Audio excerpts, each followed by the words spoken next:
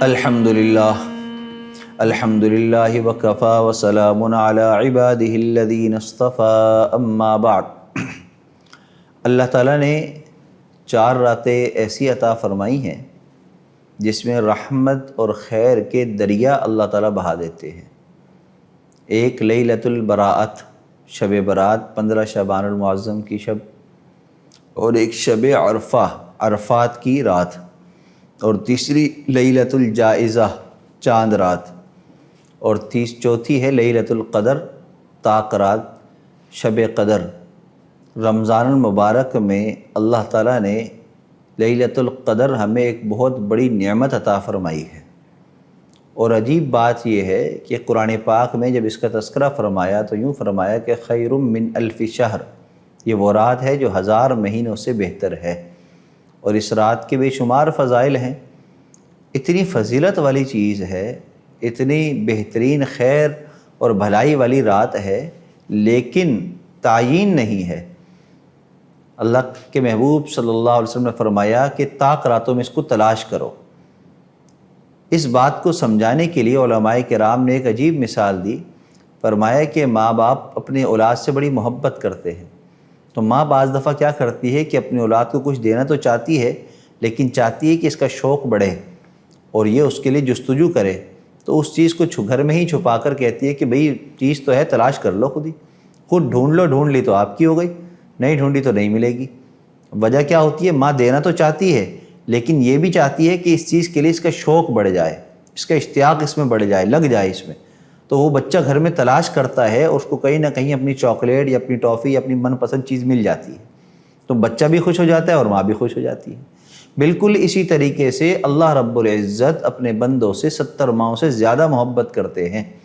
تو اللہ تعالیٰ چاہتے ہیں کہ میرے بندوں میں بھی اشتیاق ہو، شوق ہو اس چیز کا کہ وہ میری طرف بڑھیں اور مجھ تک پہنچنے کے لیے عبادت میں اپنے آپ کو مشغول کریں اور گناہوں سے اپنے آپ کو روکیں۔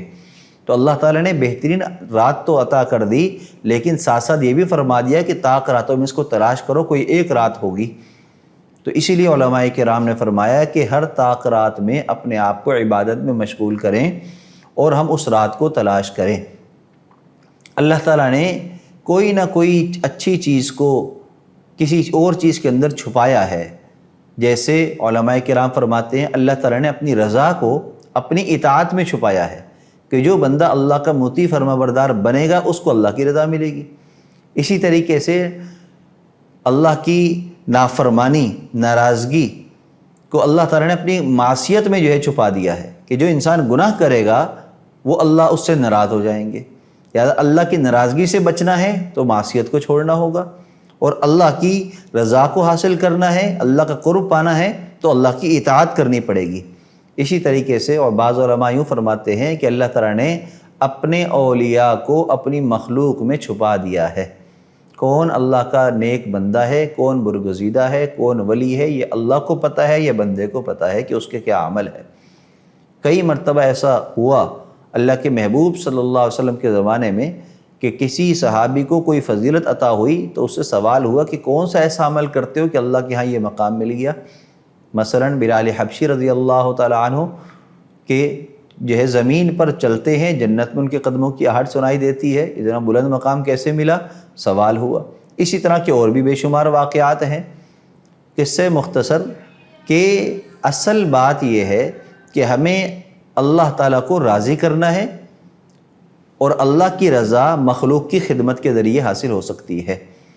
تو ہم طاق راتوں کے اندر ان دونوں کاموں کو اختیار کریں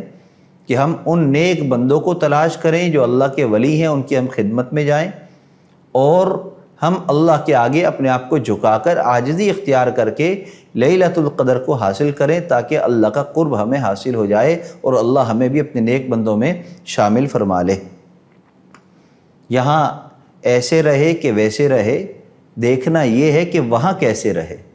دنیا میں جیسی تیسی ہماری زندگی گزر جائے کوئی مسئلہ نہیں ہے، اصل بات یہ ہے کہ قیامت کے دن اللہ کے سامنے ہم کیسے ہوں گے، اور ہمارا نام اعمال وہاں کیسا ہوگا، اور اللہ کے آگے ہماری پہچان کیسی ہوگی، اس کی ہمیں فکر کرنی ہے۔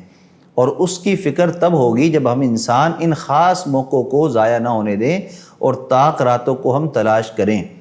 اب دو طریقے ہیں، ایک طریقہ یہ ہے کہ ہم تنہائی کے اندر پوری رات عبادت میں گزار دیں یا اپنے معمولات میں گزار دیں،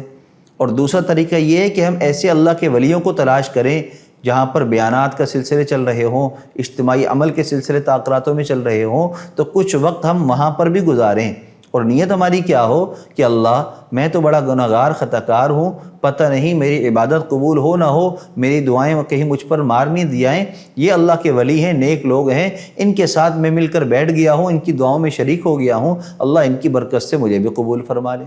جس طریقے سے باجماعت نماز کے بارے میں آتا ہے، علماء کرام نے فرمایا کہ باجماعت نماز پڑھنے کا ایک فائدہ یہ بھی ہے کہ انسان جب باجماعت نماز پڑھتا ہے تو اس جماعت کے اندر 10 لوگ ہیں، 100 لوگ ہیں، 200 لوگ ہیں، تو کوئی ایک تو ایسا ہوگا جو اللہ کا ولی ہوگا، اللہ کا نیک بندہ ہوگا، جس کی نماز اللہ ضرور قبول فرمائیں گے۔ تو اللہ تعالیٰ ایسے باحیا ہیں کہ اللہ تعالیٰ ایک کی وجہ سے باقی سب کی عبادت بھی قبول فرما لیتے ہیں۔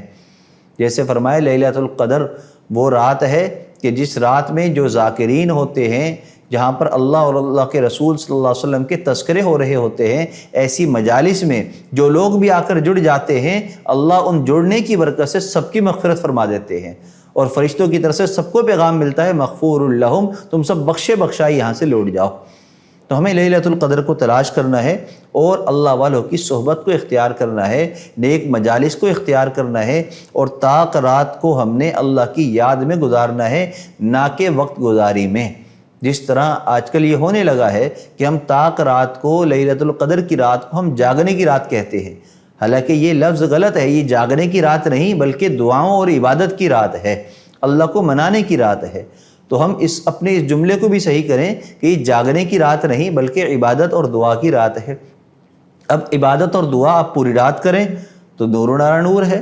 لیکن اگر آپ پوری رات نہیں کر سکتے تو رات کا آخری پہر، تیسرا پہر جو ہے اس میں آپ عبادت کر لیں، بہت ہی اچھا ہے، تہجد کا وقت ہے۔ اگر اتنا بھی نہیں کر سکتے تو اگر رات کو جاگنے کی سخت نہیں، بیماری ہے، مرض ہے، مجبوری ہے، تو آپ عشاء کی نماز باجماعت پڑھیں، تراویح کا اہتمام کریں، شکرانے کی نماز پڑھ کے دعا کا اہتمام کریں، پھر آپ رات کو سو جائیں اور صبح سحری کے لیے اٹھیں، اگر ہمت ہو، توفیق ہو تو 2 رکعت صلاۃ تہجد کی نماز پڑھ لیں اور سحری کریں، اور فجر کی نماز باجماعت اہتمام کر کے اشراق تک عبادت اور ذکر اذکار میں مشغول رہیں۔ انشاءاللہ تعالیٰ طاق رات اگر اس درمیان آ گئی تو اللہ تعالیٰ اس کی فضیلت اور اس کی رحمت برکتیں بھی ہمیں عطا فرما دیں گے۔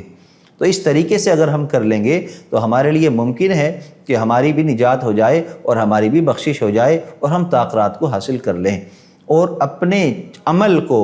آپ کمتر نہ سمجھیں، اگر اللہ آپ کو توفیق دے رہے ہیں تو تھوڑا عمل بھی انشاءاللہ نجات کے لیے کافی ہے۔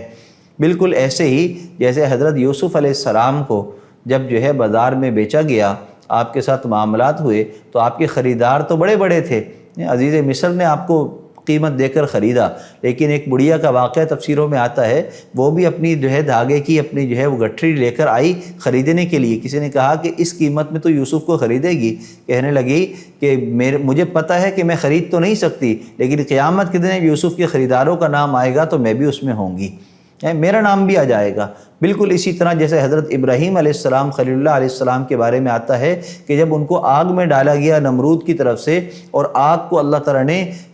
بردوں و سلامہ، ٹھنڈی اور سلامتی والی بنا دیا، تو اس وقت اس آگ کو بجھانے کے لیے ایک پرندہ اپنی چونچ میں پانی کا قطرہ لا کر ڈالتا رہا۔